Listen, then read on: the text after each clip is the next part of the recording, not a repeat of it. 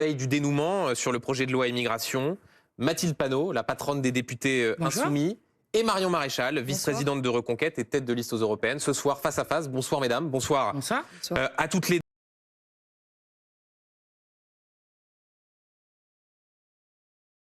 Se dérouler et les règles du jeu, si j'ose dire. La première partie sera consacrée aux fractures françaises, les questions d'immigration, la sécurité. La seconde partie de ce débat, à la vie quotidienne des Français, notamment les questions de pouvoir d'achat. Je rajoute que vos temps de parole, mesdames, sont décomptés et qu'à la fin de ce débat, vous aurez chacune une carte blanche avec une thématique de votre choix. Marion Maréchal, c'est vous qui avez remporté le tirage au sort. C'est donc vous qui, dans quelques instants, commencerez ce débat. Mais juste avant, j'ai une question, la même pour vous deux, mesdames. Vous faites partie de la même génération politique. Vous êtes nées la même année, en 1989. Qu'est-ce que vous pensez l'une de l'autre? Mathilde Panot, qu'est-ce que vous pensez de Marion Maréchal? Quel regard est-ce que vous avez sur votre adversaire du soir? Alors peut-être qu'il faut commencer par dire que c'est Marion Maréchal Le Pen qui a demandé ce débat et que j'ai accepté ce débat parce que je ne veux pas laisser Marion Maréchal Le Pen, Monsieur Zemmour, Madame Le Pen et d'autres répandre leurs idées nauséabondes. Et donc je combats fermement ces idées et je crois que c'est ça la démocratie. Par exemple, vous vous êtes serré la main en coulisses avec Marion Maréchal ou pas? Non. Je crois que Madame Panot a demandé qu'on ne se croise pas. Tout à fait. Parce que vous ne serrez pas la main au Rassemblement national. Écoutez, je combats les idées de ceux qui sont des dangers pour la République et je considère que Reconquête, comme le Rassemblement national, sont des dangers pour notre République. Marion Maréchal. Bon, écoutez, moi déjà, je vous remercie d'avoir organisé ce débat. En effet, je l'ai réclamé parce que je pense que ce débat politique qui va nous confronter ce soir est le grand débat politique des prochaines années. C'est un véritable enjeu de civilisation qui va se jouer. J'espère que nous serons à la hauteur l'une comme l'autre, d'ailleurs, que ce sera un match, je dirais peut-être pas courtois, mais en tout cas loyal. Mais ma question était ce que vous pensez de sans perfidie, parce que vous avez rappelé un certain nombre de choses à l'instant. C'est vrai, vous avez raison, nous sommes un océan nous sépare. Moi, je suis contre la disparition de la France sous le poids de l'immigration et de l'islamisation. Vous vous en félicitez, vous l'encouragez, vous l'accélérez. Je suis contre le phénomène de grand remplacement de la population et de la culture française. On va venir à ce débat, vous vous en réjouissez pas la question que je avec, vous posais, avec la créolisation. Et moi, je sais que votre projet est extrêmement dangereux pour la France. Il va entraîner plus de chaos, plus d'insécurité, plus de violence, plus d'attentats terroristes. J'ai 2 petites filles et j'ai peur pour mes filles quand je vois que des partis tels que le vôtre existent et prospèrent dans notre pays. C'est pour ça que je suis revenue en politique en 2022. C'est pour ça que je suis candidate aux européennes. Et c'est pour ça, en effet, que j'ai demandé et accepté également ce débat ce soir. Je constate que vous ne répondez pas à ma question qui était pourtant simple, mais vous aurez sans doute... On va sur le fond des idées. L'occasion, oui, mais l'un n'empêche pas l'autre. Commençons, si vous le voulez bien, mesdames, par l'actualité la plus brûlante. C'est donc le projet de loi immigration. La commission mixte paritaire siégera demain à 17h. Pour un éventuel accord entre la droite et le gouvernement. Vous êtes opposé à ce texte pour des raisons diamétralement opposées. Ça veut dire que vous souhaitez l'échec de ces négociations entre la droite et le gouvernement. Marion Maréchal, le tirage au sort vous a désigné comme commençant ce débat. Écoutez, moi, je n'attends rien de ce texte et de cette commission paritaire parce que je considère que la parole doit revenir aux Français. Les Français, à de très nombreuses reprises, d'ailleurs, Madame Panot, vous appelez régulièrement à écouter ce peuple, se prononce sans ambiguïté pour la fin de l'immigration. Encore un sondage récent cette semaine a révélé que 80% d'entre eux ne souhaitaient pas l'arrivée de nouveaux migrants dans notre pays. Or, malheureusement, ce projet de loi ne répond pas aux défis de la submersion migratoire que nous subissons.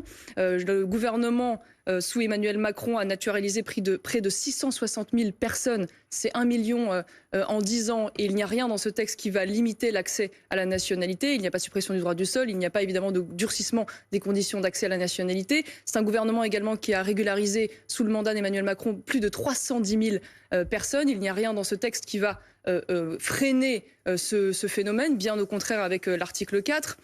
C'est un texte qui ne touchera pas non plus à l'AME, qui coûte 1,2 milliard par an aux Français, qui ne touchera pas à l'ASPA, cette retraite aujourd'hui touchée par potentiellement des étrangers qui n'ont pas cotisé et qui coûte aussi 1,2 milliard. Ça ne touchera pas non plus la question des mineurs isolés, qui coûte près de 2 milliards aux Français. Bref, c'est un texte qui pour moi passe à côté de l'essentiel parce qu'il ne s'attaque pas à ce qui aujourd'hui incite à l'immigration légale ou illégale dans notre pays, à savoir notamment toutes les facilités sociales qui peuvent exister. Et puis, une fois de plus, la politique d'accès à la nationalité particulièrement laxiste. Mathilde Panot, j'imagine que vous êtes en désaccord absolu avec tout ce qui vient d'être dit, même si vous vous retrouvez sur la volonté de ne pas voir ce texte aboutir.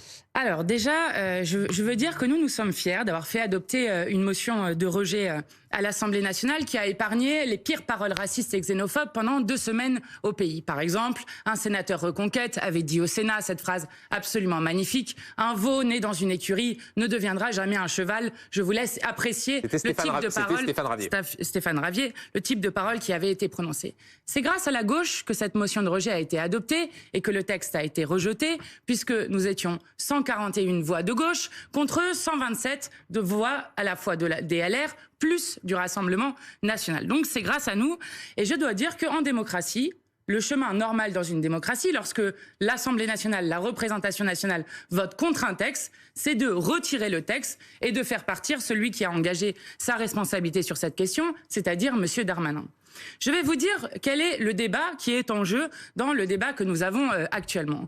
Vous, Madame Maréchal Le Pen, vous êtes partisane de l'Union réactionnaire. Moi, je suis partisane de l'Union populaire. Et je pense que au moment où vous cherchez à à diviser le peuple français, ce qui affaiblit la France, il faut au contraire l'unifier. Nous avons besoin d'unité face au plus grand défi de notre siècle, qu'est le dérèglement climatique, parce que plus nous sommes unis, plus nous nous entraidons, plus nous sommes résistants à ces changements.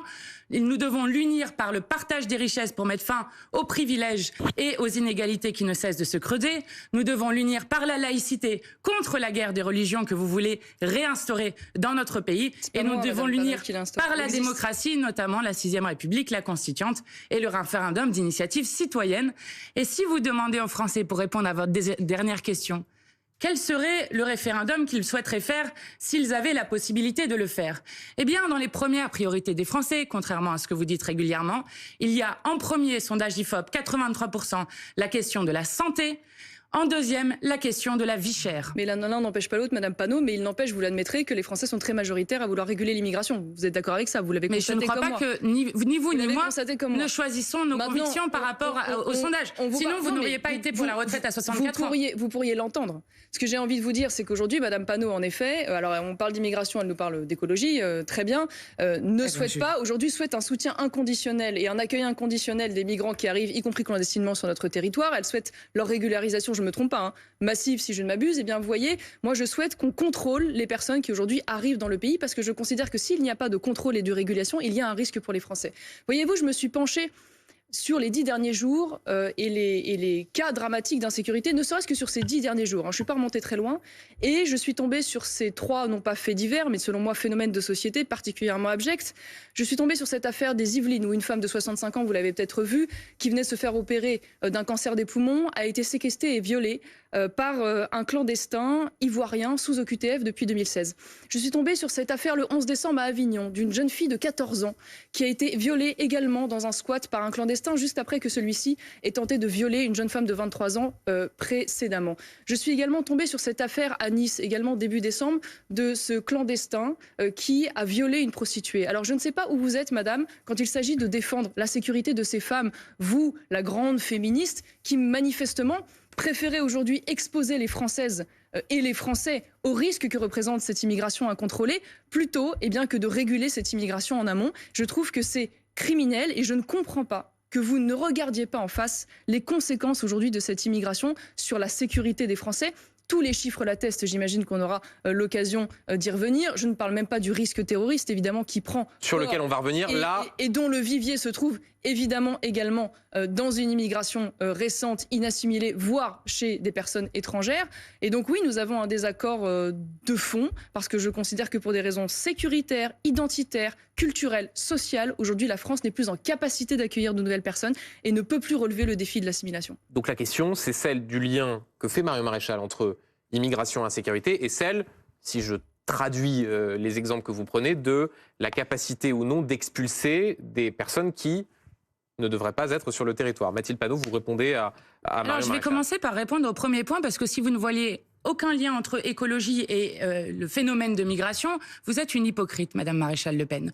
Parce que je vais vous expliquer que vous qui ne cessez de stigmatiser les migrants dans ce pays, sommes celles qui, notamment, défendaient des politiques de déni climatique avec vos amis dans le monde, qui portent des politiques de déni climatique, qui vont forcer des gens à partir de chez eux, qui vont forcer à les arracher à leur terre. J'ai jamais contesté qu'il y avait un réchauffement climatique, Madame Panot. Oui, enfin vos alliés, oui. Mais vos alliés dans le monde, oui. Les Alors ça, Algériens, c'est la première les chose. Tunisiens, La deuxième les chose, Marocains, c'est une immigration climatique. Votre ami Bolloré, par C'est exemple, une qui vient immigration d'être climatique.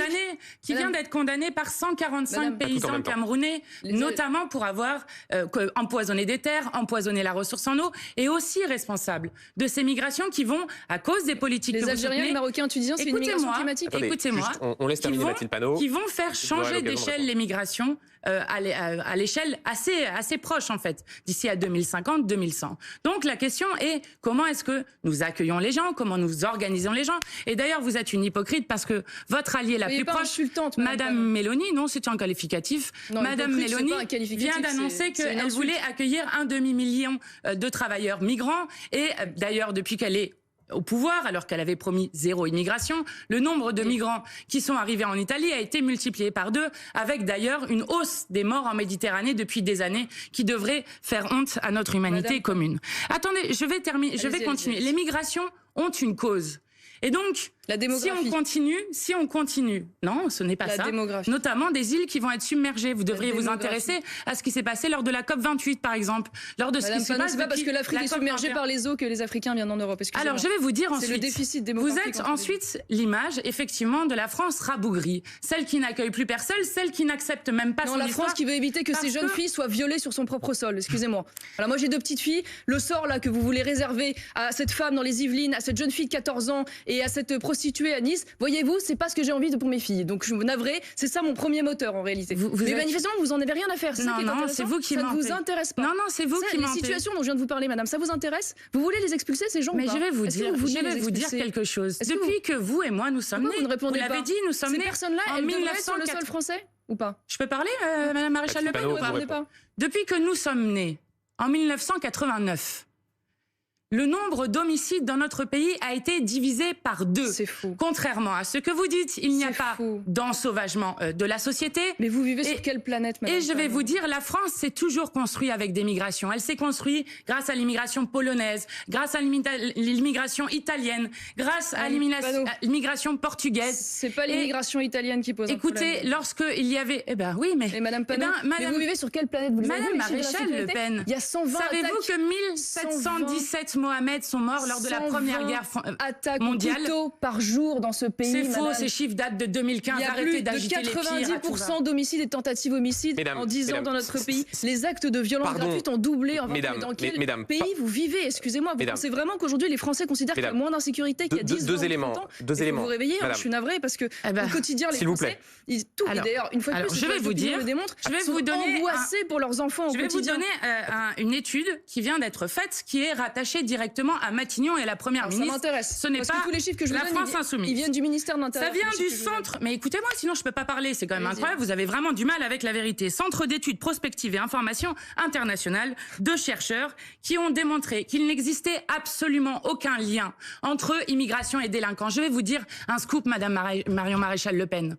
Premier scoop, tous les exilés, loin de là, ne sont pas des délinquants dangereux. C'est pas ce que j'ai dit. Par contre, tous les Le Pen sont dangereux pour la République. J'ai dit qu'il y en avait de même, il y a des personnes qui, effectivement, commettent des délits et des crimes, qui sont des personnes arrivées sur notre territoire. Et là, la République punit ces délits et ces crimes.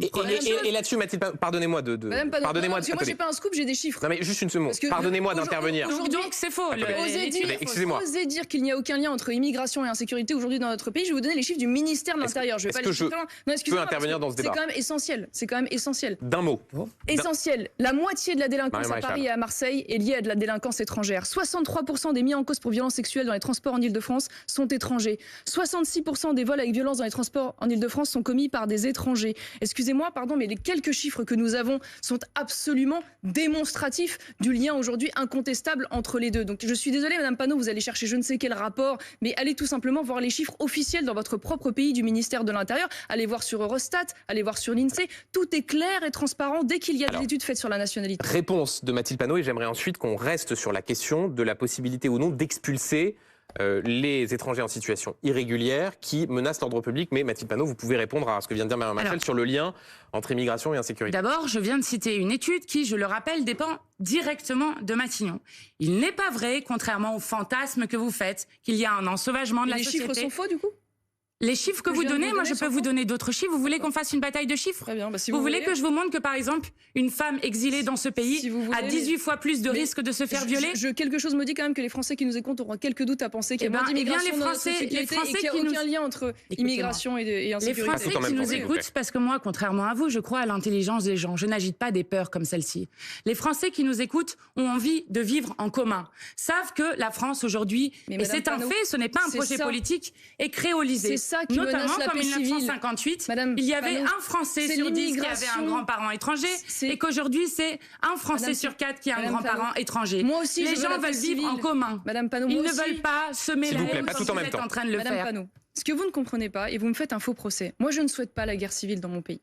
Je veux la paix civile. Je vous l'ai dit, j'ai des enfants. Donc je sais que les premières à la payer, c'est ça. À tout va. Et donc pour éviter évidemment la guerre civile, il faut s'attaquer aux causes. Et moi je considère qu'aujourd'hui, cette paix civile, elle est menacée précisément par une immigration incontrôlée et précisément par les faits divers que je viens de vous citer et qui sont en lien avec l'immigration. Et que derrière aujourd'hui, cette montée de l'insécurité, il y a, oui, que ça vous plaise ou non, une guerre de civilisation qui est en train de s'installer dans notre pays. Et je le regrette et je le déplore et je ne le souhaite pas. Et tout l'objet de mon combat, c'est justement de l'éviter parce que je trouve que la guerre civile est la guerre la plus atroce qui soit. Donc ne me faites pas dire ce que je ne dis pas. Mais quand je vois, oui, qu'il y a aujourd'hui dans notre pays, et vous avez regardé certainement ces sondages avec beaucoup d'intérêt ces dernières semaines, il y a indéniablement aujourd'hui une part de plus en plus importante de Français de confession musulmane dans notre pays qui veulent imposer une civilisation islamique sur notre sol, qui est incompatible à certains égards, je suis désolée de vous le dire, avec la République et avec la France, qui veulent remettre en cause la loi commune pour obtenir des dérogations au nom de la religion. On l'a vu dans ce sondage de façon très majoritaire sur le port du voile et de la baya à l'école. On l'a vu sur les menus confessionnels également à l'école. On l'a vu sur la volonté d'accorder des dispenses aux jeunes filles dans les piscines scolaires. On l'a vu sur le fait qu'aujourd'hui, dans les lycéens, près de 30% des jeunes musulmans ne condamnent pas totalement l'assassinat de Dominique Bernard. Mais ça, c'est pas un conflit de civilisation? Vous pensez qu'il y a une cohabitation possible avec des jeunes gens qui aujourd'hui trouvent des excuses au fait qu'on assassine un professeur qui s'interpose entre des élèves et un islamiste? Vous voyez pas Pardon d'intervenir. Là, on est passé d'un débat sur... Non, mais vous allez répondre. Là, vous pouvez pas à chaque fois la laisser dérouler. Pas du tout. Pas du tout. Mathilde Panot, j'essayais juste de préciser pour ceux qui nous regardaient qu'on était parti précisément de la question de l'immigration à la question d'une entre guillemets guerre de civilisation et que vous mettiez en avant la place de l'islam dans la République. Et bien évidemment, je vous laisse répondre, Mathilde Panot, c'était juste pour que ceux qui nous regardent essayent de suivre sur le fil conducteur de ce débat. Donc effectivement, Monsieur Zemmour, comme Madame Maréchal Le Pen, ne cesse de dire qu'il faut choisir pour nos 6 millions de concitoyens de confession musulmane entre l'islam et la République, ce qui est complètement à l'opposé de ce que la France a toujours été. La France ne sera jamais une nation ethnique, Madame Maréchal LePen. Elle sera toujours une nation politique. Autour d'un contrat politique qui s'appelle liberté, égalité, Écoutez, je vous interromps pas toutes les 2 minutes, donc laissez-moi parler. À l'islam de s'adapter à la France, et pas à la France de s'adapter à l'islam. Les musulmans sont des gens comme les autres. Et je vais vous dire, être français, ce n'est pas une langue, puisque nous la partageons avec 28 pays. Ce n'est pas une religion réelle ou supposée. Être français, c'est adhérer au contrat. Liberté, égalité, fraternité. Être français, le dernier arrivé peut avoir la nationalité. Donc nous ne parlons pas comme vous de français de papier, qui, je rappelle, étaient les mots de Maurras, les mots de Pétain et les mots de Drummond envers les Juifs. Mohamed Merah. C'était un Français méritant pour vous, naturalisé français. Vous reprenez les mots de Drummond envers les Juifs. Quel est le rapport, Mme Maréchal? Quel est le rapport? Les Français de papier, ça n'existe pas. Mohamed Merah, c'est pas un Français de papier, peut-être. Youssouf Fofana, qui est le chef des gangs des barbares, c'est pas un Français de papier, lui. Voilà. Et donc après ça, lorsque vous pointez, par exemple, nos concitoyens... Redouane Lagdim, qui est dénaturalisé, qui est l'assassin d'Arnaud Beltrame, c'est pas un Français de papier. Lui, méritait sa nationalité française? Vous trouvez? Mais attendez, là vous êtes en train de tout confondre. Ah non, je confonds pas du tout. Si, parce que ce que vous êtes en train de faire sur le territoire d'origine étrangère. Ce que vous êtes en train de faire stigmatise des millions de nos concitoyens. Est-ce qu'il méritait la nationalité française, madame? Mais écoutez, la nationalité. C'est pas des Français de papier? Mais arrêtez de dire n'importe quoi. Vous dites ça sur... n'importe quoi. Mais oui, vous dites des gens qui assassinent des enfants dans des écoles juives, qui assassinent Arnaud Beltrame, et qui massacrent des gens parce qu'ils sont juifs. Là, je dis n'importe quoi. Et alors, c'est des Français méritants. Madame Marion Maréchal Le Pen, écoutez, là vous êtes en train d'aller dans tous les sens. Vous affirmez tout et n'importe quoi. C'est plutôt moi qui vous sens mal à l'aise sur le sujet. Non, je vais vous répondre. Parce qu'en termes de délinquants, vous y connaissez. Ça, c'est le résultat de ce que vous voulez, ça. Donner la nationalité à n'importe qui au dernier arrivé. Voilà, c'est comme ça. La nationalité à n'importe qui, on donne la nationalité à n'importe qui. Ah oui, la preuve. Je viens de vous en donner 3 exemples. Oui, je peux vous donner plein d'autres exemples, y compris de gens qui ont été sauvés un enfant d'un incendie. Enfin, je veux dire, on peut parler de tout et n'importe quoi, ça n'a aucun sens. sens. La nation française s'est toujours construite avec l'immigration et l'intégration de dire « nous faisons France de tout bois ». En 1793, la première constitution de la France était non seulement le premier État qui inscrivait dans sa constitution le droit d'asile, mais était aussi le premier État au monde à donner la citoyenneté pleine et entière à nos concitoyens de confession juive. Je ne parle pas de 1793. Mais si, parce que je vous parle de ça parce que c'est de ça que vous êtes en train de rabaisser les choses. En 1793, il n'y avait pas une immigration de masse venue d'Afrique et de confession musulmane qui mettait à l'épreuve nos valeurs essentielles. Madame Maréchal Le Pen, vous voulez que je vous parle par exemple du professeur que vous avez embauché dans l'école privée dont vous êtes directrice, Monsieur Oleg Sokorov, qui est un professeur russe, qui a été condamné à 12 ans de prison pour avoir décapité et démembré sa campagne, et qui a été aussi l'objet d'une plainte d'une étudiante qu'il a attachée à une chaise, qu'il a frappée. Je comprends que vous soyez extrêmement mal à l'aise. Cet homme qui avait été décoré de la Légion d'honneur par Jacques Chirac, d'ailleurs, accessoirement, donc vous voyez comme quoi... Et donc Jacques Chirac, c'est un extrémiste de droite qui est complice de l'ex-Sokolov. Excusez-moi, honnêtement, pardon, je suis désolée, mais si c'est ça la hauteur de vos arguments, allez sur le fond, répondez-moi sur le fond. Dites-moi quelle est aujourd'hui la politique d'accès à la nationalité que vous voulez donner. Dis-moi comment vous justifiez aujourd'hui de vouloir accueillir sans aucune limite les clandestins qui arrivent sur le sol, sans aucun contrôle, et pourquoi vous voulez intégralement les régulariser en dépit aujourd'hui de ce que ça représente culturellement, identitairement, socialement. Parce que je rappelle, allez là-dessus, expliquez-moi. Plutôt que d'aller chercher des arguments qui n'ont rien à voir. Non, ils n'ont pas rien à voir. Mais attendez, mais vous allez me donner des leçons. Vous, dont les députés vont défiler avec les islamistes du CCIF. S'il vous plaît. Ça s'appelait un attentat contre une mosquée. Vous, dont les députés allaient à Sainte-Soline, manifestation ultra-violente qui finit avec 28 gendarmes blessés. Vous qui défendez le lycée Averroès proche des frères musulmans, mais c'est vous qui allez me donner des leçons aujourd'hui, excusez-moi. Mais vous croyez que vous allez me donner des leçons? Regardez les prises de position politique aujourd'hui de vos élus, les compromissions avec les islamistes, les compromissions avec les émeutiers. Vous, Madame Panot, qui avez refusé d'appeler au calme au moment des émeutes en juin, alors que ça a provoqué... Pardon, 58 000 infractions. Vous avez parlé de soif de la jeunesse et de justice. 250 commissariats attaqués, 250 écoles attaquées. Et vous êtes d'accord avec ça? Ça, c'est de la soif de justice. Mais excusez-moi, pardon, mais m'attaquez pas, Madame Panot, honnêtement, parce que sincèrement, j'ai quelque chose sur vous en termes de comportement et de prise de position politique qui me semble on ne peut plus grave. Les manœuvres de diversion que vous utilisez. C'est vous qui avez été condamné, votre grand-père. Moi, j'ai jamais été condamné, Madame Panot. Non. Alors votre grand-père 5 fois pour la haine raciale. Oui, le candidat que vous soutenez à l'élection présidentielle, Monsieur Zemmour, 3 fois. Donc les leçons, je m'en passerai. Je vais vous expliquer. Oui, alors juste sur la question. Je pense à ceux qui nous regardent parce que là, ça part un petit peu dans tous les sens, si vous me permettez l'expression. Vous posiez la question de l'obtention de la nationalité. Marion Maréchal, vous appartenez à une famille politique qui dit on supprime le droit du sol. Oui. Vous, qu'est-ce que vous répondez à cette conception-là de l'obtention de la nationalité, puisque c'est ce dont il est question dans le débat sur la question de l'immigration? Alors, nous sommes extrêmement favorables à garder le droit du sol qui, je le rappelle, existe dans notre pays depuis 1515. Et supprimer le droit du sol était, par exemple, une proposition de la France de Vichy que nous ne partageons absolument pas parce que... Oui, mais c'est la réalité. Madame Panot, mais c'est quoi ces arguments ? Veut faire de la France une nation, là encore, une nation ethnique et non pas une nation politique. Je vais vous dire, au lieu d'agiter des peurs, comme est en train de le faire Madame...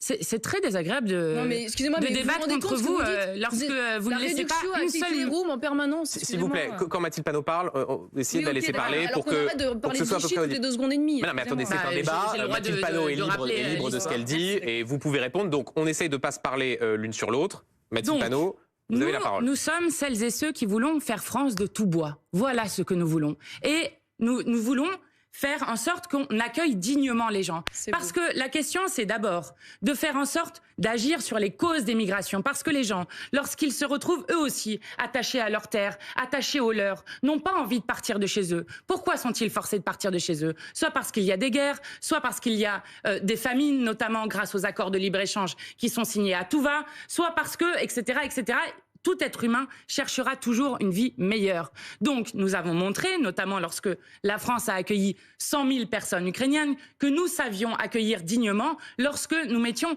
les moyens de le faire. Et je veux alerter tout le monde. Ce qui se passe sur les personnes étrangères dans ce pays est un laboratoire du pire. Je vais prendre l'exemple de l'AME pour expliquer à quel point vous êtes dangereuse.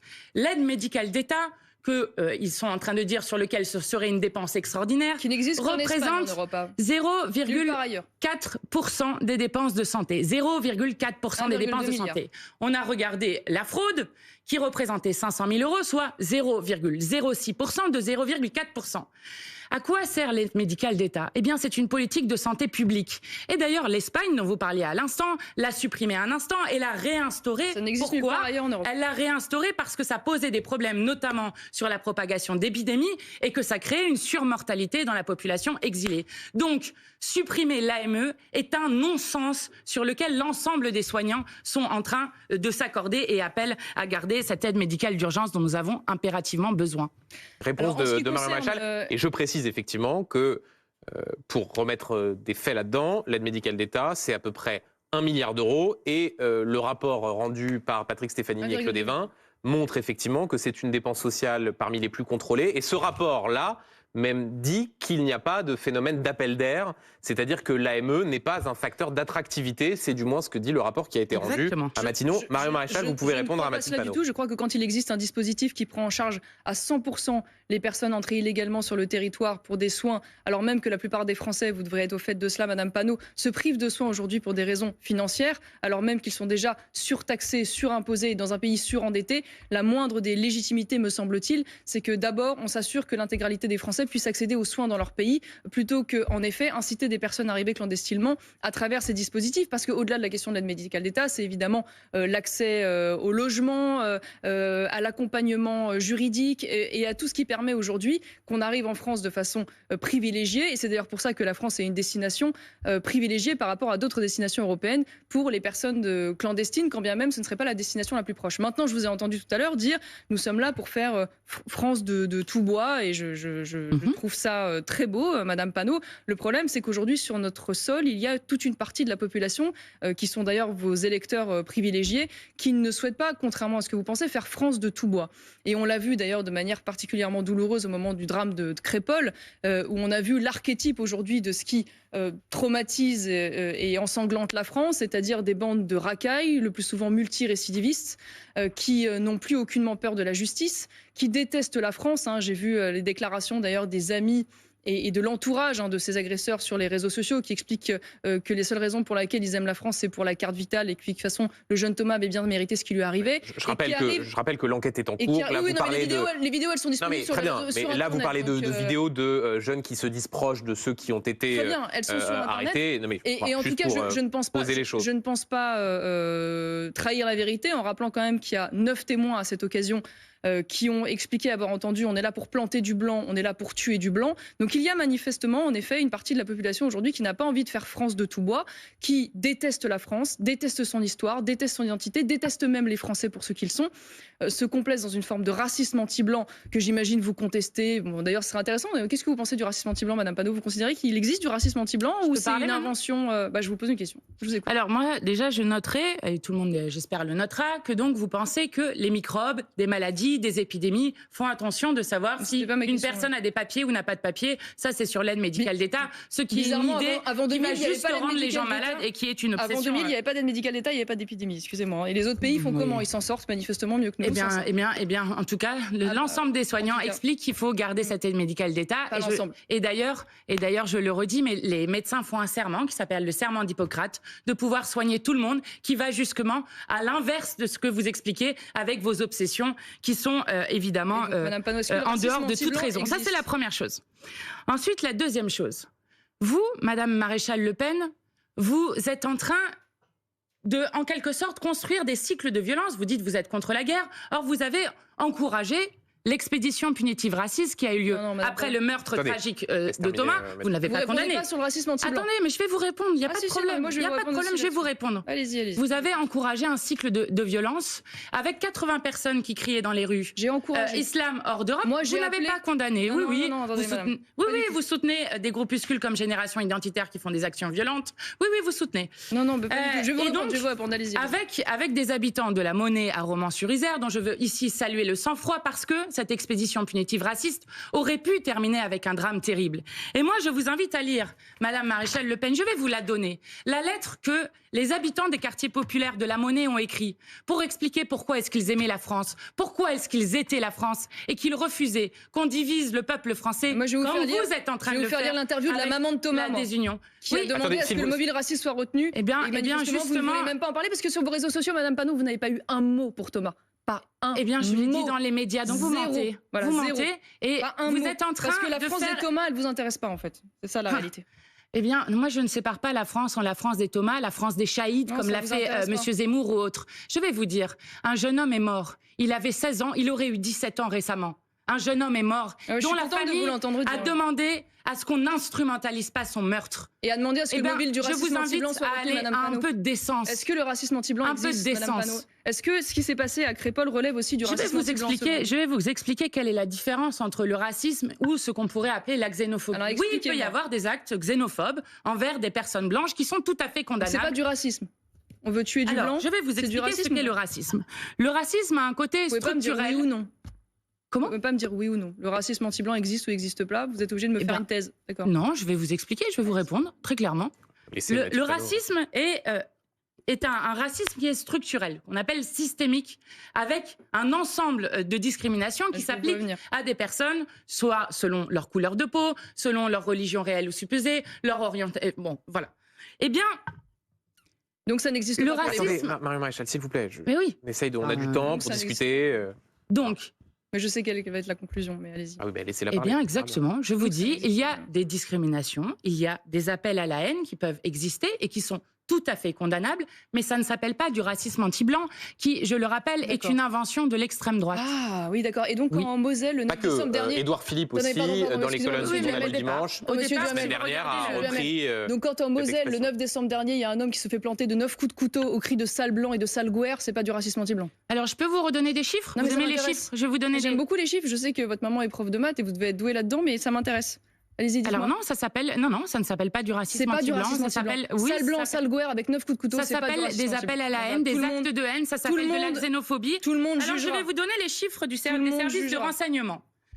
Il y a 53 faits des actes en 2021 qui concernaient des actes xénophobes contre les personnes blanches.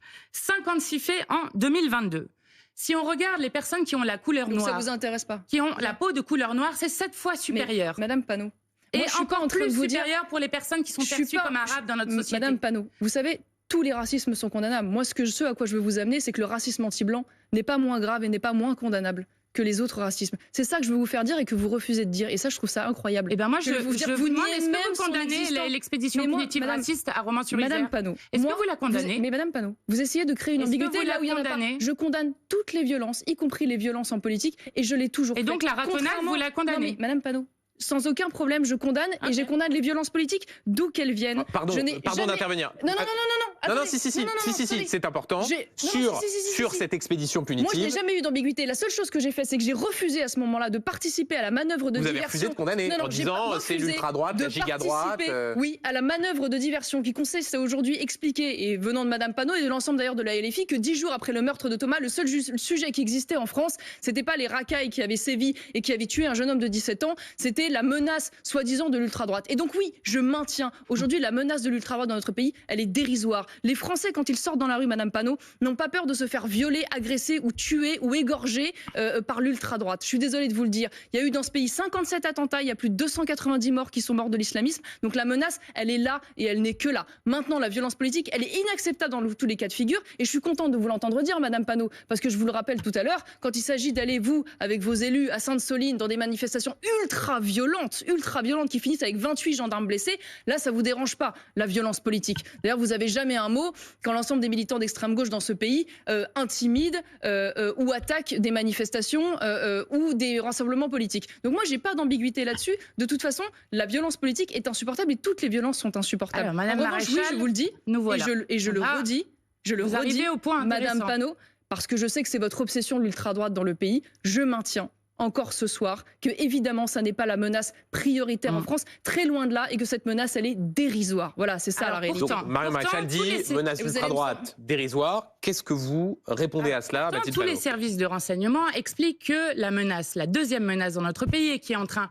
d'augmenter fortement, et notamment la violence qui vient de l'extrême droite. On l'a vu notamment à Saint-Brévin avec un maire qui a vu sa maison se faire incendier. On l'a vu à Grabels On connaît avec un pas- maire on connaît là pas aussi, l'origine qui de s'est cet fait incendie, Madame Panot, attaqué avec amis des Arabes dans les mots des deux agresseurs qui les faisaient, mais vous avez dit des choses intéressantes. Vous avez dit il n'y a eu jamais aucun attentat d'extrême droite. Alors, je vous rappellerai je sais, vous allez me sortir deux exemples en 30 ans. Oui, très bien. Non, je vous fasse la liste des attentats islamistes. Il y a eu 12 projets d'attentats d'extrême droite qui ont été déjoués, qu'il y avait quelqu'un qui s'appelle Logan Nizan, qui s'est fait condamner à 9 ans de prison ferme pour avoir fait une tentative d'attentat contre Jean-Luc Mélenchon et contre plusieurs mosquées qui étaient d'ailleurs formées à l'Action française où vous aviez à plusieurs reprises fait des colloques avec cette même Action française, qu'il y a eu des morts. Je pense évidemment à Clément Méric. Je pense aussi au rugbyman argentin Federico Aramburu. Il y a eu des attaques au couteau, peut-être le connaissez-vous. Non, Adrien Rago, peut-être le connaissez-vous, il est à Lyon. Il a tenté d'égorger un jeune homme. On parle d'attentats devenant de groupes politiques pour des motifs politiques. L'Action française. Donc, excusez-moi de vous dire que vous allez laborieusement... De même que 1962, l'attentat du petit Clamart. Vous allez tirer... Les amis de votre grand-père de l'OAS. Vous allez tirer sur 50 ans 4 exemples. Moi, ce dont je vous parle aujourd'hui, c'est d'une menace systémique qui maintenant tous les mois dans notre pays aboutit à des morts et à des agressions, encore en septembre dernier avec Dominique Bernard et un attentat sous la Tour Eiffel. On est dans un pays, excusez-moi quand même de vous le dire, où vos collègues confrères de l'AFP l'ont rappelé le 30 novembre dernier. Il y a aujourd'hui, pour ne vous citer que cet exemple, 6 hommes dont la plupart sont fichés S, parce que ça aussi c'est un vrai sujet et ça m'intéresserait de vous entendre là-dessus sur vos solutions concernant les fichiers S islamistes dans notre pays, avaient prévu et ont été fort heureusement arrêtés à temps, avaient prévu de s'attaquer à un village rural en une nuit et de massacrer l'intégralité des habitants. Heureusement, ils ont été attrapés à travers les écoutes. Donc oui, excusez-moi, ça c'est la menace. Et moi, je dois dire que, je ne vais pas dire que je vous entends avec une certaine saveur, parce que honnêtement, je trouve ça incroyable. Vous qui, Madame Panot,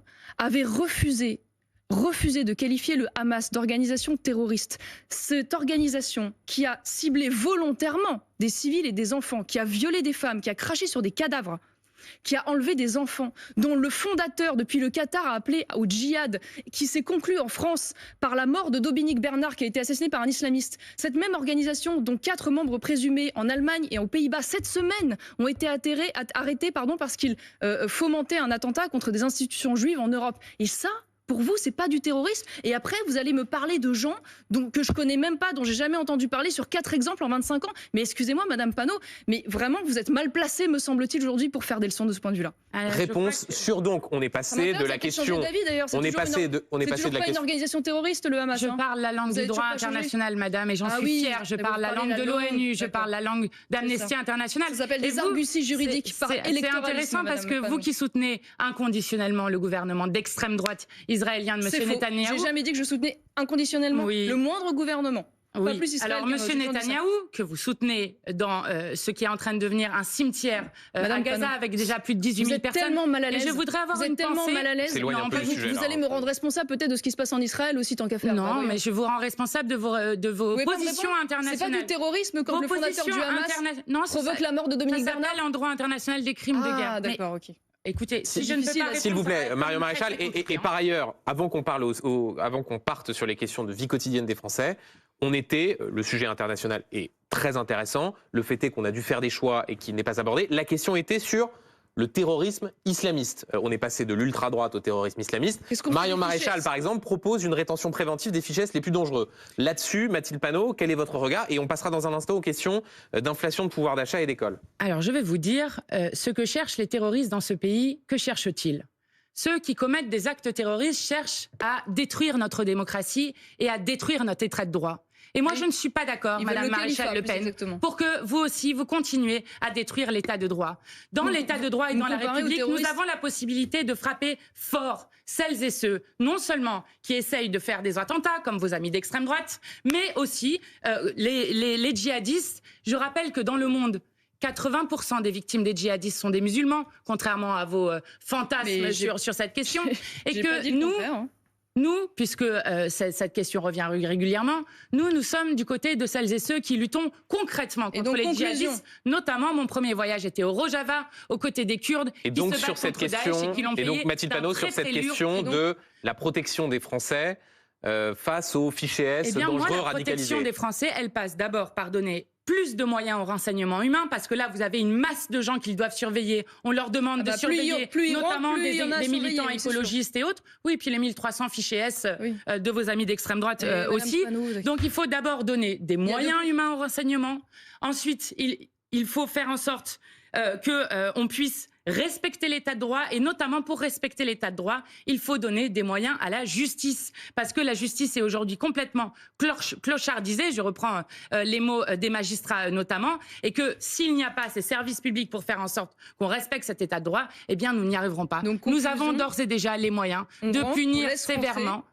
Et donc on crée non, on ne laisse pas rentrer. Je n'ai jamais dit qu'on laissait rentrer. J'ai dit qu'on accueillait dignement celles et ceux qui étaient là. Madame Panot, c'est que plus vous laissez rentrer des djihadistes potentiels, plus vous serez confronté de fait au manque de moyens à la fois des renseignements et l'embolie de la justice. Ça me paraît être une évidence. Donc peut-être que la meilleure solution, ce serait d'abord de mieux contrôler les frontières pour ne pas avoir à se retrouver dans la situation actuelle. Regardez comme Mme Meloni n'arrive pas à contrôler les frontières. C'est complètement irréaliste ce que vous êtes en train de dire. Pourquoi vous me parlez de Mme Meloni? Excusez-moi, mais c'est votre allié au niveau européen. Mais Mme Meloni, c'est très intéressant parce que qu'est-ce qu'elle dit, Mme Meloni? Ça devrait vous plaire.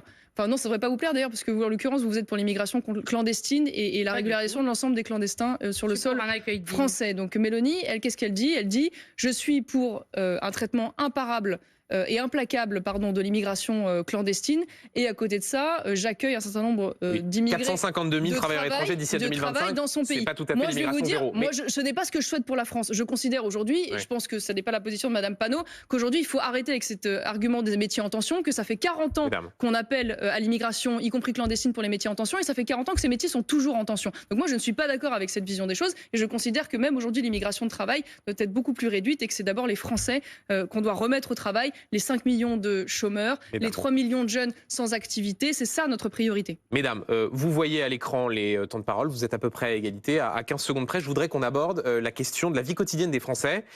Et notamment, nous sommes à pile une semaine de Noël, l'inflation a un peu ralenti au mois de novembre, mais la situation reste très difficile. 83% des Français déclarent que l'inflation aura un impact sur leurs courses de Noël. 30% des 18-34 ans envisagent de ne pas fêter Noël par manque d'argent. Mathilde Panot, quelle est la solution? Qu'est-ce que vous pouvez faire? Qu'est-ce que vous proposez? Qu'est-ce que vous dites aux Français ce soir qui se serrent la ceinture au moment où ils doivent faire leurs courses de Noël ou leurs courses pour les repas des fêtes? Alors, la France est devenue, sous Emmanuel Macron, un océan de malheur. Et il y a un chiffre qui, moi, m'a particulièrement tordu le ventre dans le sondage IFOP. C'est les 20% de Français qui risquent de se retrouver seuls aux fêtes de fin d'année, notamment parce que l'essence est trop chère, notamment parce que le train, lui aussi, est trop cher, et donc qui fait encore grandir la solitude dans ce pays. Dans cet océan de malheur dont vous ne parlez jamais, la France qui a faim, le nombre d'enfants qui sont à la rue, qui ont explosé, vous êtes non seulement, Madame Maréchal Le Pen, une ultra raciste, mais aussi une ultra libérale, puisque vous refusez, comme les macronistes, d'augmenter les salaires. Vous refusez de rétablir l'impôt de solidarité sur la fortune. Ça fait pareil. Vous refusez de rétablir, de faire une taxe sur les super profits. Vous refusez le blocage des prix. Or, qu'est-ce que dit par exemple le FMI, qui n'est pas une organisation insoumise? Le FMI dit que la hausse des prix se nourrit de l'augmentation des profits. Et donc, il faut impérativement, c'est ce qu'on avait porté dans notre niche parlementaire, encadrer les marges à la fois des raffineurs, des distributeurs, de l'industrie agroalimentaire et mettre des prix planchers, parce que là aussi, il faut les protéger pour les agriculteurs, pour qu'ils puissent vivre dignement de leur travail. Bref, tout ce dont vous ne voulez pas, puisque vous, votre programme économique, c'est faire du Macron, mais en pire. J'ai pas un programme économique communiste, je vous le confirme. On essaye de prendre dans l'ordre. Vous répondez à Mathilde Panot, qui dit notamment, parmi les propositions de la France Insoumise, il y a le blocage des prix. Est-ce que ça, c'est je prends juste un tout petit peu de hauteur, si vous permettez, parce que, en effet, vous avez raison, et je suis évidemment extrêmement attentive à la situation de nombreux Français, de plus en plus nombreux d'ailleurs, qui sont dans une situation de précarité tout à fait terrible, parce que notre pays est dans une situation économique terrible, c'est vrai, rappelons-le, 3 000 milliards de dettes, un pays qui est un enfer fiscal, plus de 1 000 milliards de prélèvements sociaux, un taux d'inactivité extrêmement élevé, une baisse de la productivité, un déficit de la balance commerciale. Et moi, ce que je crois, c'est que si nous en sommes là aujourd'hui, avec en parallèle des services publics de plus en plus dégradés, c'est justement parce que vous et vos amis, Madame Panot, depuis des années, et notamment depuis François Mitterrand, ont détruit la valeur travail, parce qu'ils ont appauvri les classes moyennes en voulant les taxer toujours plus, parce qu'ils ont défendu les 35 heures, la retraite à 60 ans, le RMI, parce qu'ils ont voulu toujours plus d'immigration qui aujourd'hui coûte près de 50 milliards d'euros net chaque année. Et donc moi, je m'inscris évidemment en faux avec cette vision et je considère que le pouvoir d'achat des Français, avant de distribuer des chèques ou de bloquer des prix, avec toutes les conséquences que ça a évidemment sur les marchés, d'autres s'y sont essayés en Europe, notamment en Hongrie, et avec des conséquences relativement déplorables. Donc moi, ce que j'ai envie de dire, c'est que le pouvoir d'achat des Français, c'est d'abord l'argent que l'État ne vous prend pas. Je l'ai dit au début de cette introduction, la France est un enfer fiscal. Donc moi, la première chose que devrait faire l'État, selon moi, c'est d'abord de faire en sorte que l'État prenne moins sur les salaires et donc de baisser les charges aujourd'hui qui se trouvent sur les salaires, de faire en sorte que le brut et le net se rapprochent, notamment par une baisse de la CSG pour les salaires du SMIC jusqu'à 2 000 € et également pour les petites retraites. Mais pour cela, eh bien, il faut que l'État fasse un certain nombre d'économies. Et ça, de ce point de vue-là, on sera vraisemblablement pas d'accord, notamment sur les dépenses sociales, puisqu'aujourd'hui, les dépenses sociales dans notre pays, c'est 33% du PIB. Hein, c'est un record au sein de l'OCDE, parce qu'il y a une véritable dérive de l'assistanat dans notre pays. Les Français sont découragés de travailler parce qu'ils ont le sentiment qu'aujourd'hui, eh bien, on peut parfois gagner autant et avec plus d'avantages sur le plan social quand on ne travaille pas et qu'on profite que quand on travaille. Et donc oui, il faut faire des dépenses. Il aurait fallu, selon moi, mettre en place la priorité nationale pour les aides sociales. Il aurait fallu supprimer tout de suite les régimes spéciaux. Il aurait fallu supprimer le régime des intermittents du spectacle. Bref, faire des économies. Marion Maréchal, on a le temps d'aborder ces sujets économiques et sociaux. Là, vous avez une sorte d'inventaire à l'après-vert. Restons sur la question des salaires, si vous le voulez bien, puisque vous dites, nous, on n'est pas pour ni le blocage des prix ni l'augmentation du SMIC, on est pour baisse de charges. Sur les salaires, le brut du net, pour augmenter le pouvoir d'achat des Français. Réponse de Mathilde Panot. Ça, c'est effectivement très intéressant. Pourquoi est-ce très intéressant? Parce que ce que vous appelez charges s'appelle des cotisations. Oui, et les cotisations sont ce dont nous sommes, nous, l'héritier, c'est-à-dire ce qui est arrivé du Conseil national de la résistance, ce qui a permis notamment la sécurité sociale, mais aussi la retraite. Et d'ailleurs, j'ai vu que vous vous réjouissiez de la réforme des retraites, plus grand mouvement social depuis 50 ans dans ce pays, qui volait 2 ans de vie aux Français avec la retraite à 64 ans. Monsieur Zemmour disant même aller jusqu'à la retraite à 65 ans. Pourquoi est-ce intéressant? Parce que lorsqu'on réduit les cotisations, du coup, on appauvrit la sécurité sociale, donc la possibilité pour les gens de bien se soigner. On appauvrit les caisses de retraite et donc ensuite vous nous expliquez qu'il faut travailler plus longtemps, etc. Donc vous dites exactement pareil qu'une sorte de Macron radicalisé, c'est ce que vous êtes en train de dire. Ensuite, vous dites, et ça c'est intéressant, alors vous parlez des 35 heures dont je vous rappelle juste, si vous regardez les chiffres, que c'est le plus grand moment de création d'emplois dans notre histoire. Et que, avec des effets, disons, qui font débat sur l'emploi et sur la désorganisation que cela a pu impliquer dans un certain nombre de services publics. Depuis le XXe siècle, le temps de travail a été divisé par 2. Les richesses, elles, ont été multipliées par 50. Donc, c'est cette richesse qu'il s'agit de se répartir. Et j'entends que, quand même, Emmanuel Macron, vous êtes aujourd'hui celle qui protège les riches. Ensuite, vous nous parlez des assistés. Parce que ça, j'ai ramené quand même ce graphique pour que vous vous rendiez compte, parce que vous parlez, et d'ailleurs, vous ne parlez que de ça. Je ne sais pas si ceux qui sont devant leur télévision voient. La fraude fiscale excède largement la fraude sociale. Voilà, mais l'un n'empêche pas l'autre. Donc, vous voyez d'un côté 80 à 100 milliards sur la question de la fraude fiscale, dont vous ne parlez jamais. Quant à la fraude sociale, c'est 2,3 milliards d'euros. Donc, il n'y a pas d'assistés dans ce pays, autres que les riches, qui, eux, regardent, contrairement à ce que vous pensez sur les personnes exilées, qui, eux, vont regarder les droits un peu partout des autres pays pour savoir où est-ce qu'ils vont cacher l'argent qui doit revenir dans la solidarité nationale. Je vais vous dire, avec nous, sur la question des impôts, vous êtes mal barrés. Parce que dans notre programme, tous les Français et Françaises qui touchent moins de 4 000 € auront moins d'impôts à payer que ce qu'ils payent maintenant. C'est ce que nous appelons l'impôt progressif. Donc, je vais vous dire ce qui va se passer avec ce que vous proposez de faire. Pas d'augmentation de salaire, pas de blocage des prix, pas d'encadrement des marges. C'est exactement ce que fait le gouvernement d'Emmanuel Macron. Je suis d'accord avec vous, nous n'avons pas du tout, en effet, la même vision économique. C'est exactement ce que fait le gouvernement d'Emmanuel Macron. Et qu'est-ce que ça crée derrière? Un risque de récession. Je vais vous dire, la consommation populaire n'a jamais été aussi basse depuis 33 ans.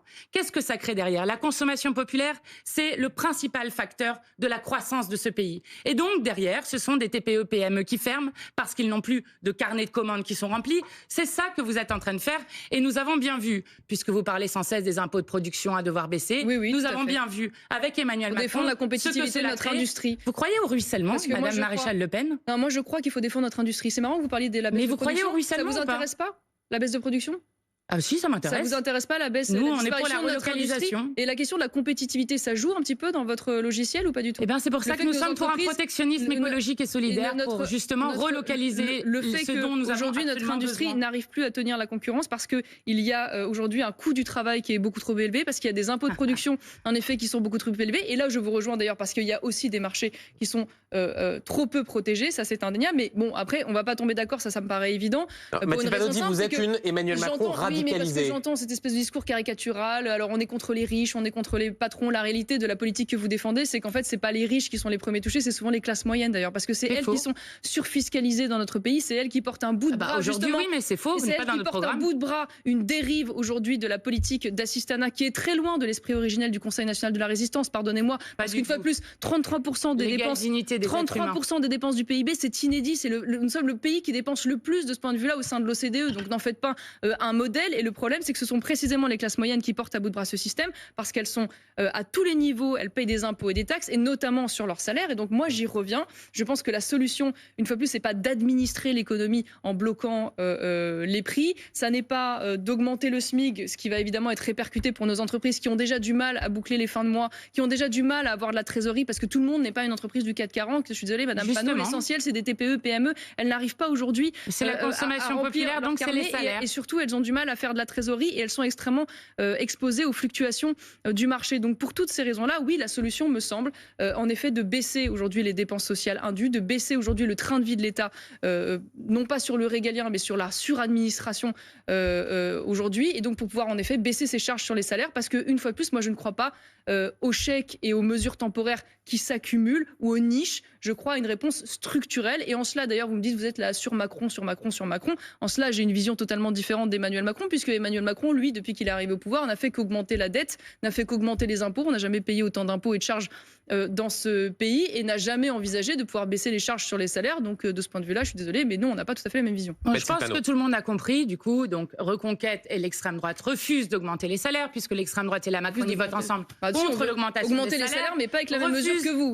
Oui, oui, c'est ce qui appauvrit ensuite toutes les dépenses sociales derrière. Refuse de rétablir l'impôt de solidarité sur la fortune, donc de faire rentrer dans les dépenses de l'État. Et ensuite, Madame Marion Maréchal Le Pen va vous expliquer, elle va vous l'expliquer maintenant, pourquoi effectivement elle est à la retraite. Pourquoi la retraite à 64 ans. Vous faites attention à m'appeler Marion Maréchal Le Pen, vous pensez que j'ai honte?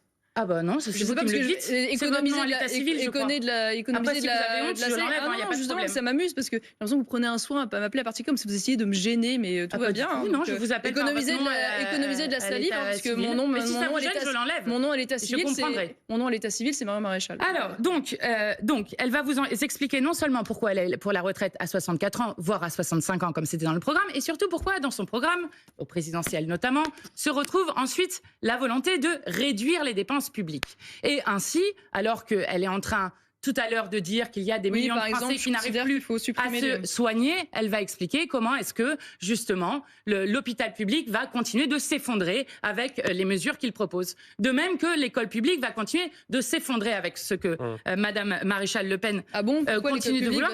Oui, je vais vous expliquer même pourquoi, parce que vous aviez dit en 2019 quelque chose qui était intéressant. Il y a de nombreux secteurs où l'État pourrait laisser davantage de place au privé, comme l'école ou la culture. Voilà, donc en plus de cela, vous n'êtes pas pour je considère qu'aujourd'hui le service public de l'éducation. Non, pas du tout. Je considère qu'il doit y avoir une école publique, mais je considère qu'aujourd'hui, les contraintes mises sur le privé sont beaucoup trop fortes et qu'on empêche aujourd'hui la création d'écoles privées dans notre pays avec une réglementation totalement excessive, alors que justement, moi, je trouve sain qu'il puisse y avoir différentes offres éducatives dans notre pays. Mais c'est vrai que, bon, vous, ça dépend des moments, parce que quand c'est des écoles catholiques, vous faites la chasse aux écoles catholiques et vous vous dressez contre les écoles catholiques qui excluent un élève qui avait les cheveux roses. Par contre, quand c'est des écoles musulmanes proches des frères musulmans, là, vous les défendez. Donc, Mesdames, on n'a pas tout à fait la même vision. Nous sommes les partisans de l'école publique gratuite. Ah oui, très bien. Oui. Ça se voit pas quand vous défendez Mesdames, les écoles une seconde, s'il vous plaît. On va voir apparaître vos temps de parole. Marion Maréchal, Mathilde Panot, dans quelques instants. Voilà, à une vingtaine de secondes près, vous êtes au même niveau. Et justement, dans la vie quotidienne des Français, il y a cette question de l'école. Le ministre de l'Éducation nationale, Gabriel Attal, a fait plusieurs annonces importantes depuis la rentrée. L'interdiction des abayas à l'école, le choc des savoirs avec notamment des groupes de niveau au collège. Le dernier mot donné aux professeurs sur la question du redoublement, également à venir l'expérimentation sur l'uniforme. On va prendre ces points-là les uns après les autres, mais d'abord par rapport à la politique qui est menée sur cette question éducative. Mathilde Panot, on imagine que vous n'êtes pas satisfaite. Je crois qu'Alexis Corbière disait dans les colonnes de la Tribune du dimanche que l'atalisme était une forme de nostalgie ou de référence à une école qui, au fond, n'a jamais existé. Oui, tout à fait. Je crois que les élèves de notre pays n'ont pas besoin d'uniformes, ils ont besoin qu'on les forme, et notamment d'avoir plus de professeurs, plus d'aide à l'éducation, puisque un enfant en situation de handicap sur 4 est déscolarisé dans notre pays du fait du manque d'AESH, pour qu'il y ait des professeurs remplaçants, alors que des millions d'élèves manquent des heures de cours parce qu'il n'y a pas de professeurs remplaçants, qu'il y ait la gratuité réelle de l'école, notamment la gratuité des cantines, la gratuité des fournitures scolaires, plus d'infirmiers, plus de psychologues. Voilà ce que nous demandons pour l'éducation, à l'inverse de l'austérité qui est proposée par Madame Maréchal Le Pen. Oui, mais c'est une question de priorité. Ça n'existe pas la gratuité, Madame Panot, c'est toujours payé par quelqu'un. Si, ça existe la gratuité. Oui, justement, c'est ce qu'on appelle justement la République sociale. Faire en sorte que, justement, par exemple, l'uniforme, ça coûte 200 € par enfant.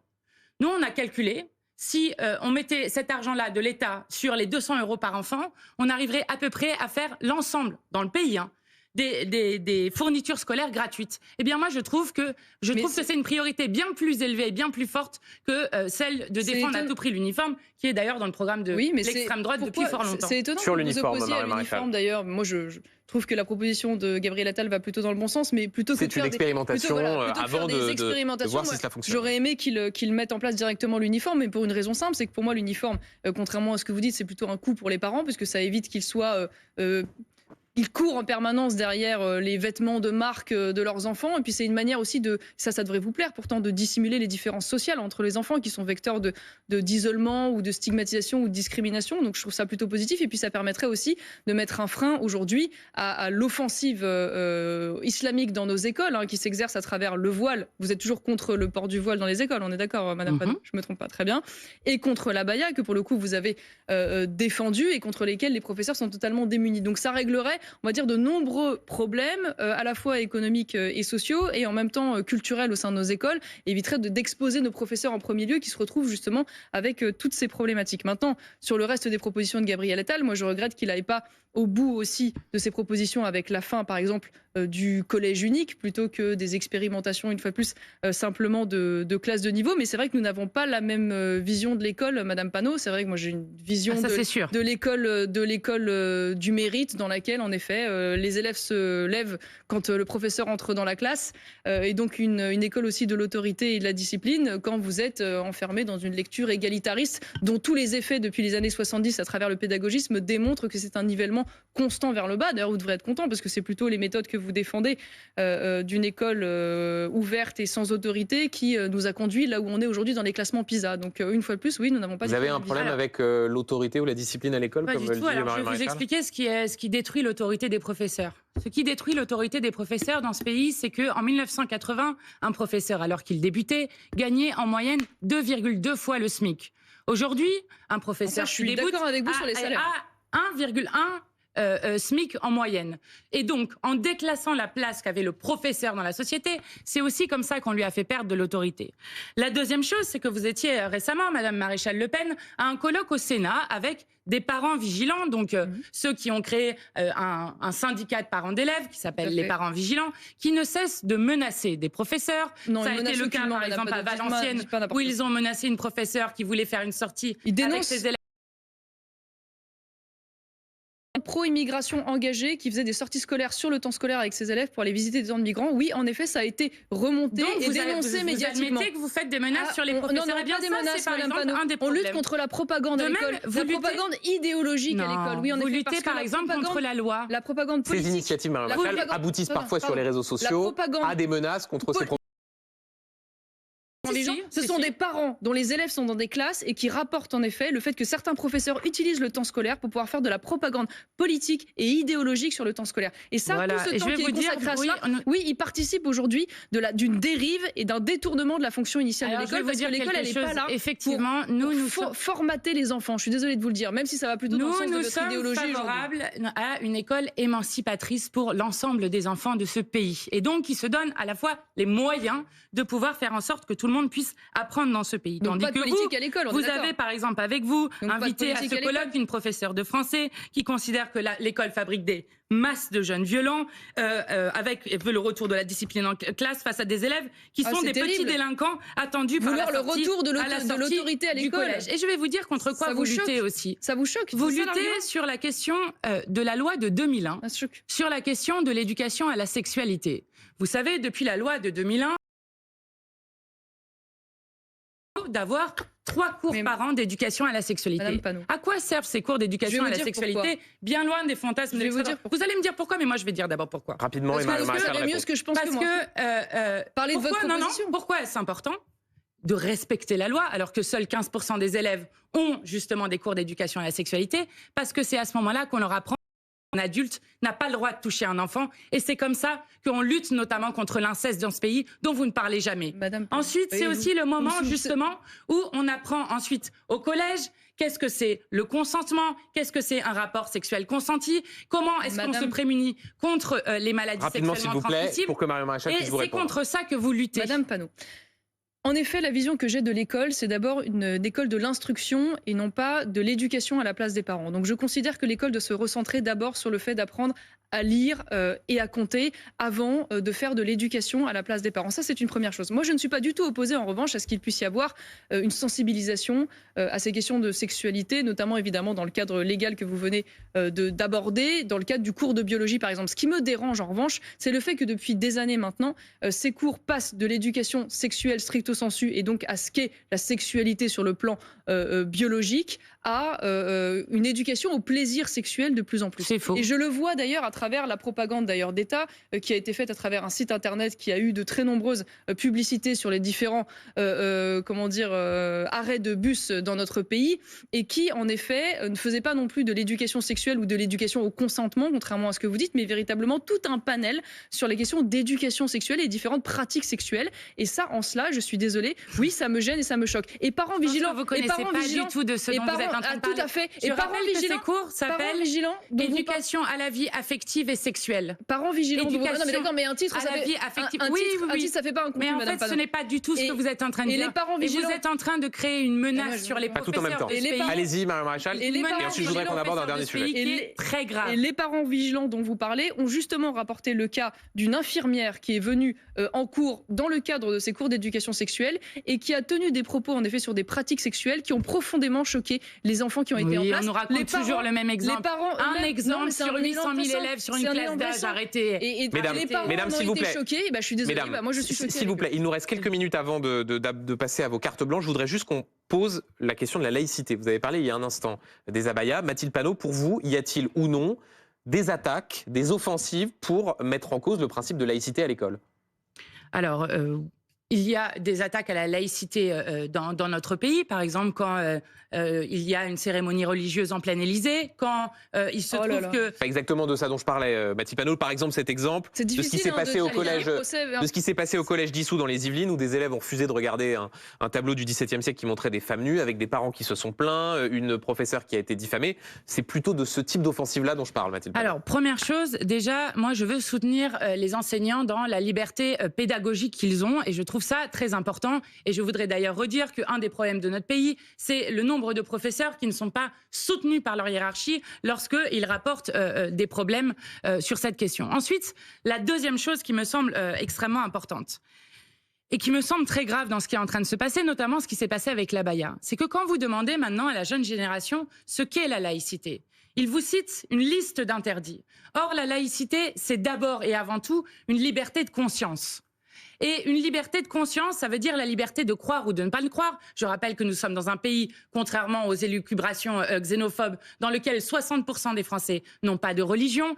Eh bien, La laïcité est une liberté. Et moi, j'aimerais qu'on le remette tel que c'est et qu'elle ne soit pas instrumentalisée. Parce que vous, cette la laïcité, vous êtes pour quand ça concerne les musulmans, vous êtes contre quand ça concerne les catholiques. En fait, vous voyez, c'est tout à fait révélateur, parce qu'en fait, Madame Panot est incapable de vous dire aujourd'hui et d'accepter qu'aujourd'hui, s'il y a une offensive contre la laïcité à l'école, je suis désolée de vous dire, elle vient pas des bouddhistes ou même des catholiques, elle vient d'abord et avant tout d'une partie des élèves musulmans dans le pays. Et que les services de renseignement eux-mêmes, d'ailleurs, expliquent que ce ne sont pas simplement des actes isolés venant d'une petite révolution d'adolescents, mais véritablement des offensives qui sont organisées et le plus souvent d'ailleurs fomentées et accompagnées par des réseaux islamistes dans le pays qui mettent à l'épreuve aujourd'hui la solidité justement de nos valeurs laïques au sein de l'école. Et moi, je vous trouve ambigu sur ce sujet, je vous le dis. C'est-à-dire que sur la question de l'abaya, bon, vous avez complètement lâché. Sur la question du voile, vous en parlez toujours à demi-mot et de manière extrêmement gênée. Moi, je suis d'accord avec vous. Pour moi, la laïcité, c'est une liberté. Encore faut-il... Ce n'est pas le sentiment que j'ai. Ah bah c'est pas non plus ce que vous... Même pour son extension à l'université. Je considère qu'aujourd'hui, il ne doit pas y avoir de signes religieux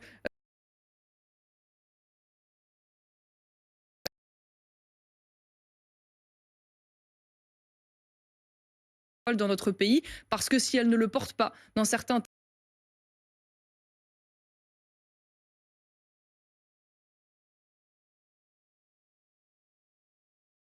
et donc c'est aussi protéger ces femmes-là et leur émancipation, comme vous dites, que de garantir qu'elles puissent se voir respecter la laïcité. Bien, moi, je vais vous dire, la laïcité, pour nous, c'est la loi de 1905, rien que la loi de 1905, et que la loi de 1905, et pas l'instrumentalisation dont vous en faites contre une partie de nos concitoyens d'une certaine religion. L'offensive islamique, elle n'existe pas, Madame Panot, c'est pas moi qui la mets en place, c'est pas moi qui l'instrumentalise, elle existe, tous les chiffres le démontrent. Oui, vous jouez avec les peurs, enfin non. Je joue avec les peurs, oui, il n'y a pas de chiffres qui démontrent aujourd'hui... Vous pensez vraiment que l'ensemble des musulmans de ce pays sont un problème pour ce pays? Il y a une augmentation des atteintes à la laïcité qui ont explosé par rapport à l'année dernière. Ça passe par ce que je disais tout à l'heure, ça passe par soutenir les professeurs, notamment par la hiérarchie, c'est ce que je disais tout à l'heure, et c'est comme ça qu'on fait en sorte qu'on apprend à tout le monde que nous avons besoin d'unité du peuple français qui passe par la laïcité, parce que c'est la seule manière de vivre ensemble. Et le lycée Averroès que vous avez soutenu proche des frères musulmans, pour moi c'est votre vision de l'éducation. Nous l'avons pas soutenu, nous avons dit qu'il y avait un deux poids deux mesures qui était assez évident. Vous l'avez pas soutenu, vous plaisantez. Nous ne soutenons pas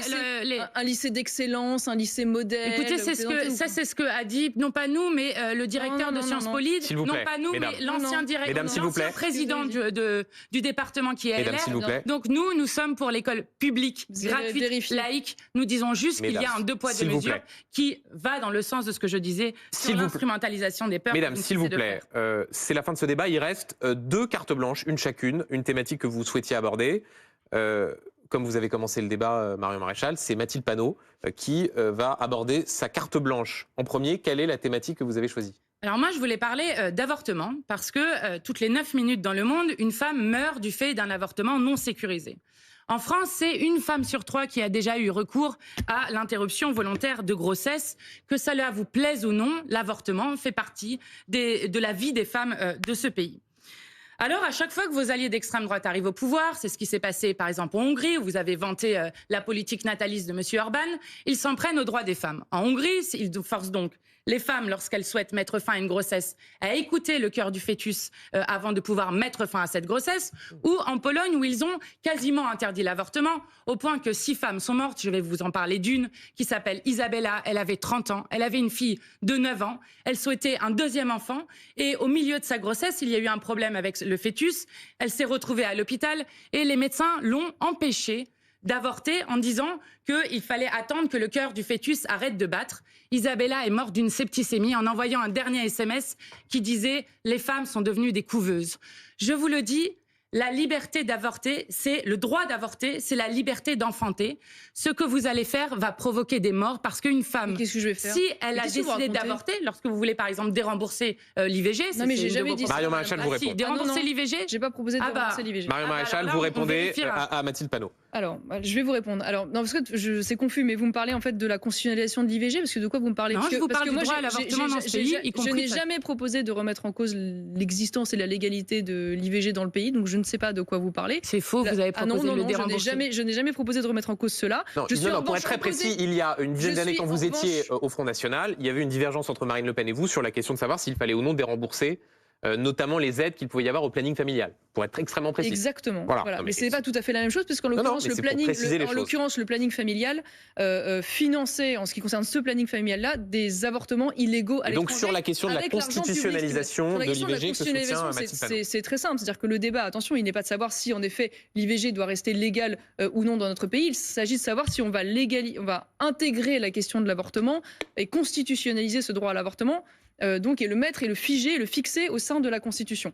Et c'est là où je trouve que c'est une absurdité juridique, parce qu'une fois de plus, le prétexte utilisé, c'est de dire du fait qu'il y aurait une menace sur la question de l'avortement de l'autre côté de l'Atlantique, notamment aux États-Unis, il faudrait fixer ce droit dans notre Constitution. Je vois là une dérive, puisque la Constitution, une fois de plus, soyons fidèles à la hiérarchie des normes, c'est notre contrat social, c'est ce qui régit nos institutions. Elle n'est pas là pour être le réceptacle de tous les droits individuels. Et donc, au prétexte qu'il y aurait une menace aux États-Unis, si demain, c'est-à-dire que la PMA est menacée au Burkina Faso, ou je ne sais pas, le changement de sexe en Biélorussie, on va inscrire ça dans la Constitution. Je trouve que c'est une absurdité. Maintenant, ce qui est vrai aussi, Madame Panot, je ne sais pas si vous essayez de me mettre mal à l'aise avec ça, c'est que je considère, même si bien sûr je ne veux pas remettre en cause ce droit, que l'avortement n'est pas un acte anodin, au même titre, que je ne sais pas, qu'une appendicite qu'on enlèverait ou une carie à soigner. Et quand je vois qu'il y a aujourd'hui 234 000 avortements dans notre pays, je vis plus ça comme un échec que comme une satisfaction, parce que je pense que c'est toujours des drames personnels et des moments désagréables. Vous savez,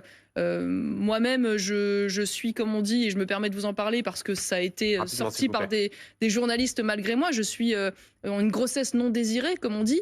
Et c'est vrai que je suis heureuse que ma mère n'ait pas considéré que l'avortement soit un acte anodin, parce que sinon je ne serais pas devant vous aujourd'hui. Et moi, je préférais qu'on se pose la question de savoir comment on fait pour accompagner ces femmes qui souhaiteraient aussi garder leur enfant, parce qu'il y en a. Je pense qu'ils le font aussi pour des raisons économiques. Et donc on pourrait aussi parler à ces femmes-là et ne pas les culpabiliser. Mathilde Panot, vous répondez rapidement, s'il vous plaît, parce qu'on n'a plus beaucoup de temps. Et ensuite, la carte blanche de Marion Maréchal. Contre vous, nous réussirons à gagner la constitutionnalisation de l'IVG, y compris parce que vous dites que c'est la norme suprême sur notre communauté nationale. Je vous dis juste qu'il n'existe pas de peuple sans la question justement de liberté ou non d'enfanter. Donc ça rentre tout à fait dans ces nouveaux droits, tout comme d'ailleurs nous voulons rentrer des nouveaux droits sur lesquels vous êtes opposés, notamment du droit de mourir dans la dignité. Et donc maintenant la carte blanche de Marion Maréchal, quel sujet avez-vous choisi pour cette carte blanche ? Alors j'ai choisi un sujet qui ne m'amène pas nécessairement d'ailleurs à vouloir m'opposer à Madame Panot, mais j'ai voulu parler de ce sujet parce que je souhaiterais pouvoir faire entendre la voix de nos agriculteurs qui depuis maintenant près de 3 semaines manifestent dans l'indifférence générale, nos agriculteurs qui sont asphyxiés aujourd'hui, qui sont en train de mourir. Je le rappelle, en 10 ans, c'est moins 100 000 exploitations, 100 000 qui partiront à la retraite dans les 10 ans à venir. En parallèle de ça, une explosion des importations sur le territoire français, une baisse de la production.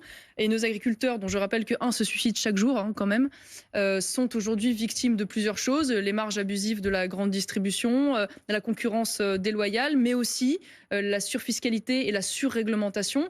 Et j'en veux beaucoup d'ailleurs à Madame Ursula von der Leyen, aujourd'hui à la tête de la Commission, qui a mis en place des réglementations, notamment le pacte vert soutenu par la France insoumise, ou des réglementations qui aujourd'hui vont aboutir à une baisse de 10% de la production européenne, à une baisse de 10% des terres agricoles, au moment où justement il faudrait augmenter la production mondiale, parce que d'ici 2050, et j'en finirai par là, il faudra doubler la production mondiale. Donc je trouve que c'est criminel, parce qu'on est en train, comme on a tué notre industrie nucléaire, comme on a tué notre industrie, de tuer notre agriculture et de nous rendre dépendants des marchés étrangers, au prix évidemment du bien-être de nos agriculteurs.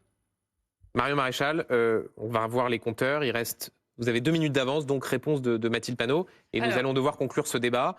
Sur la question que vous portez, le modèle que vous défendez, notamment vous parlez de la question des normes, on pourrait parler de la question des pesticides, puisque vous êtes très favorable à continuer avec glyphosate et autres pesticides. Et justement le modèle qui a détruit les paysans. Vous le disiez, un paysan se suicide tous les jours dans notre pays, peut-être même un peu plus.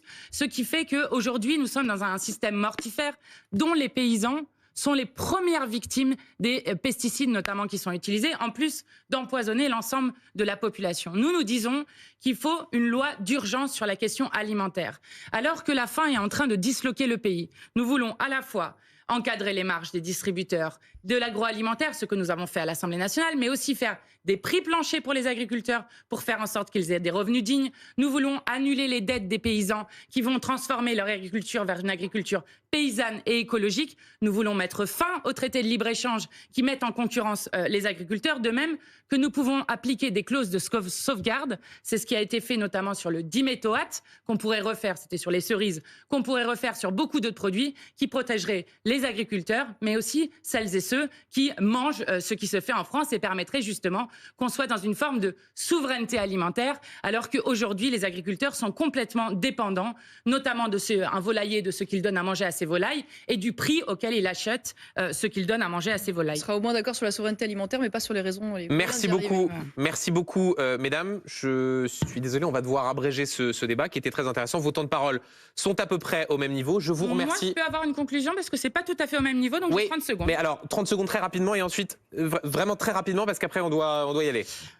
Moi, je voulais juste, Madame Maréchal Le Pen, vous raconter que vous êtes un pur produit du lupénisme, vous êtes raciste, vous défendez la bourgeoisie, vous voulez la guerre civile dans ce pays. Je crois que la France a besoin de toute autre chose. Vous avez appris vos insultes par cœur. A besoin de répondre aux grands défis de notre siècle, notamment en étant unis. Et je veux redire aux gens qui nous écoutent, ayons le goût du futur. Le futur n'est pas ce qui va arriver, mais ce que nous allons en faire.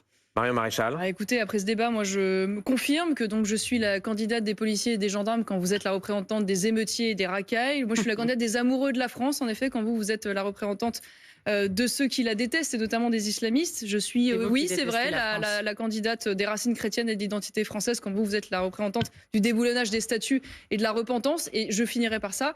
Oui, moi je suis la candidate qui veut lutter contre l'immigration pour la paix civile quand vous êtes au contraire la guerre civile. Merci beaucoup Mathilde Panot, Marion Maréchal d'avoir accepté de débattre sur ce plateau.